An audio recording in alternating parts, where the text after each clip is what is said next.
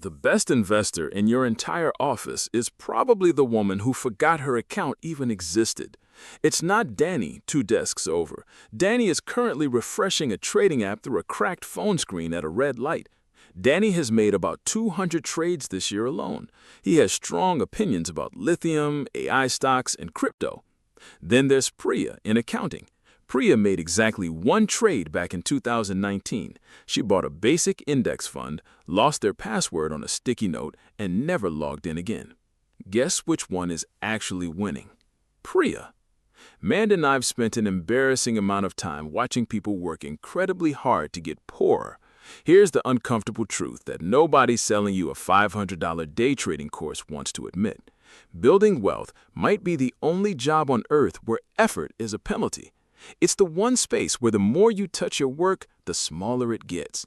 Where the person doing almost nothing quietly laps the person doing everything. Today, over the next half hour, I'm going to show you the laziest, most boring, almost insultingly simple way to actually get rich in America. We're going to break down exactly why it works, the mathematical proof behind it, and the one uncomfortable reason why doing nothing is actually incredibly difficult. Danny is going to hate this video. Priya already won. Grab a coffee, settle in, and let's get into it. The math of doing nothing. First, I need to define what I mean by lazy. I don't mean broke and hoping for a lottery ticket. I mean a very specific, aggressive kind of lazy.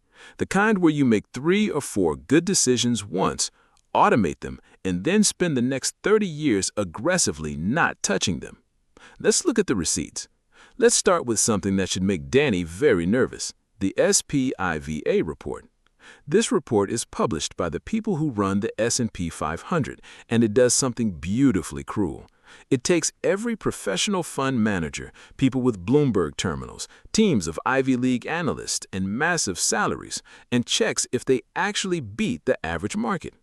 Over a 15-year period ending recently, almost 90% of them lost to a simple, basic index fund. Let that sink in. Not 40%, not 60%, almost 90%. The professionals whose only job is to beat the market mostly lose to the strategy of buying everything and taking a nap.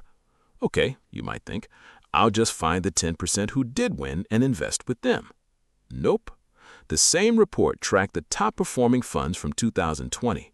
4 years later, exactly 0 of them were still in the top quarter. Winning one year tells you nothing about the next. It's like trying to get rich by memorizing which slot machine paid out yesterday.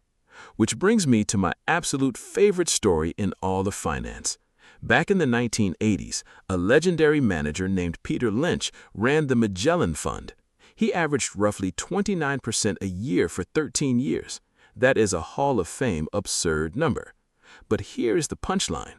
Fidelity later looked at how the average investor in that specific fund actually did.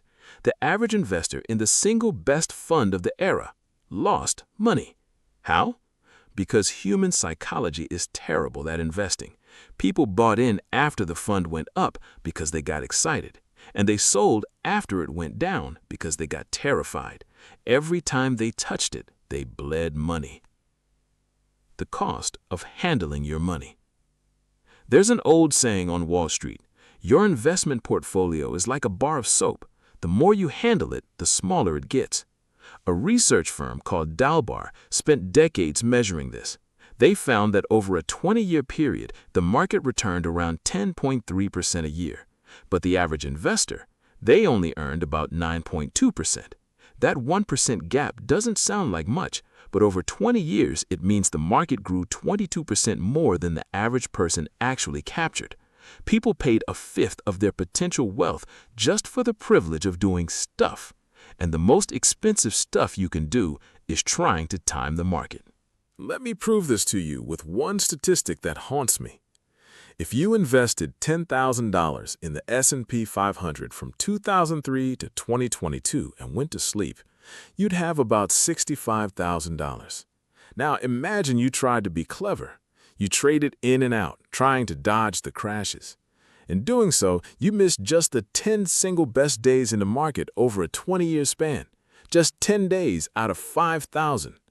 Your $65,000 collapses to under $30,000. Missing just 10 days cuts your wealth by more than half. You can't dodge the bad days and keep the good ones because they're neighbors. 7 of the 10 best days over that stretch happened within 2 weeks of the 10 worst days. The market's biggest gifts are hidden inside its scariest moments. If you sell out of fear, you guarantee you miss the bounce. Time in the market beats timing the market. Building the lazy wealth machine. All right, picking stocks makes you poorer. Timing the market makes you poorer. So how do we build the lazy machine? We do it in 3 incredibly boring, stupidly effective steps. Step 1, the free money cheat code. If your job offers a 401k match, they are physically trying to stuff cash into your pockets. A typical match is 50 cents on the dollar up to 6% of your pay. That is an instant, guaranteed 50% return before your money even hits the market. No crypto, no real estate deal, no stock will ever guarantee you a 50% return on day 1. Yet, 1 in 4 Americans leave this money on the table.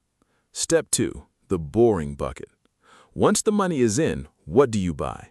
You don't need 40 stocks. You need 1. A target date index fund or a total market index fund. A target date fund automatically owns a piece of the whole world. And as you get closer to retirement, it automatically shifts to safer bonds. It rebalances itself. It requires the same ongoing effort as a pet rock. 99% of people in these funds make exactly 0 trades a year. They let it ride. Step 3, the container. Where you put your money matters. Maximize your tax-advantaged accounts, 401ks, IRAs, and HSAs. Take a few minutes to explain the tax benefits, money growing without the IRS taking a yearly bite. The uncomfortable truth. If this is so easy, why isn't everyone a millionaire? Here's where I have to stop selling the dream and start being brutally honest. This entire lazy wealth strategy has one non-negotiable requirement. You have to have a surplus of cash. You have to have money left over at the end of the month. And right now, nearly 4 in 10 Americans can't cover a $400 emergency. If you don't have money left over because of rent, childcare, or the price of groceries, that is not a personal failing. It's not laziness. The lazy path to wealth is real, but it is a privilege reserved for those with positive cash flow. But if you do have that cash flow, I owe you one final piece of honesty. Simple is not the same as easy. Here is what doing nothing actually looks like. It's 2 a.m. The market is down 34%.